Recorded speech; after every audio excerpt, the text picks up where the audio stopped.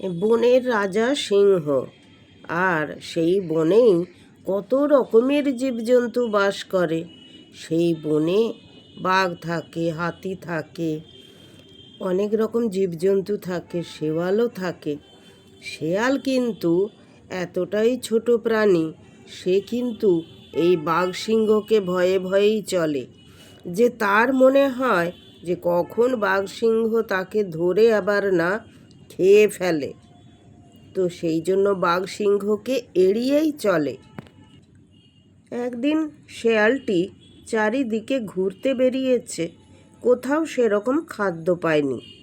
আর কিছু না খাদ্য পেলে কি করবে, পেটের জ্বালায় নদীর ধারে যায়। যদি দুটো একটা কাঁকড়া পায়, সে কাঁকড়াই ধরে খেয়ে নেয়। পেট তো ভরাতে হবে না। বনের আর সব জীবজন্তু আছে, তারা তো বেশিরভাগ বাঘ সিংহর পেটেই চলে যায়। শেয়ালের পেটে আর কি জুটবে কাঁকড়া ছাড়া। তাই সে কাঁকড়ার হুল খেয়েও তাকেই খেতে যায়, গর্ত খুঁড়ে বের করে আর তাকে হুল ফুটিয়েও মারে। আজ ভাবলো একটু ভালো মন্দ কিছু খেতে জুটবে, কিন্তু তাও সারাদিনে কোথাও জুটলো না। সে মন খারাপ করে এদিক ওদিক ঘুরছে। হঠাৎ দেখতে পেল একটা গুহা। বলল, এই রে, এই গুহাটা কিসের গুহা?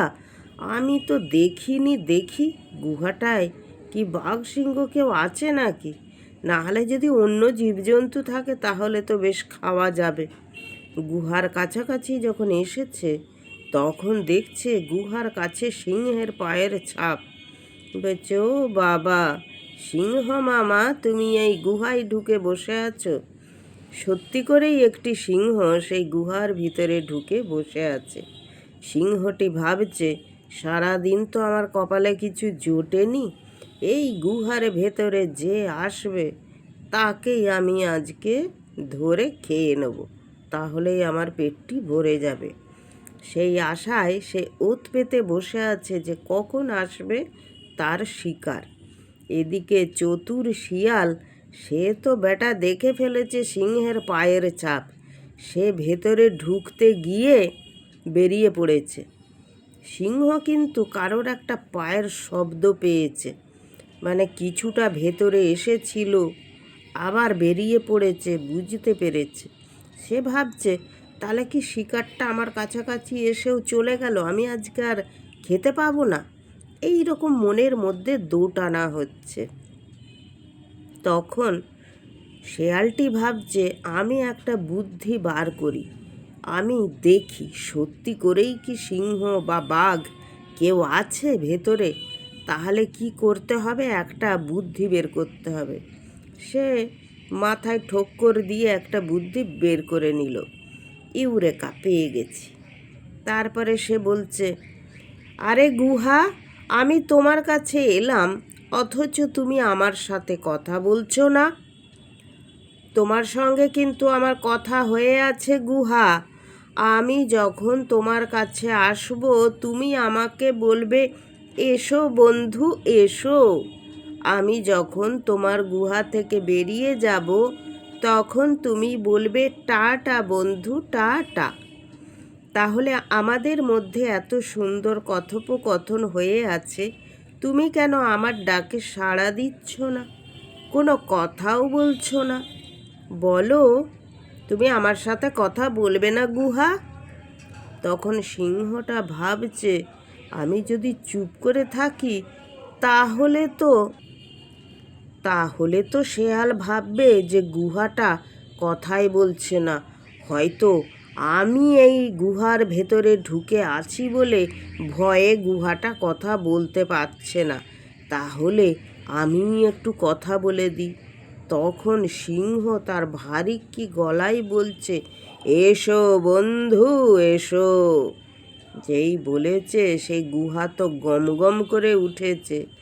তখন শেয়াল বলছে, ওরে বাবা, সিংহ মামা, তুমি গুহার ভেতরে ঢুকে বসে আছো, আর তুমি ভেবেছো যে আমি খুব বোকা না?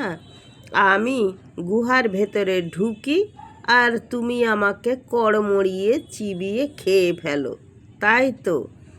বাবা, খুব বুদ্ধি, আর আমি খুব বাঁচান বেঁচে গেছি, বুঝেছো? আমাকে এতটাও বোকা মনে ভেবো না সিংহ মামা।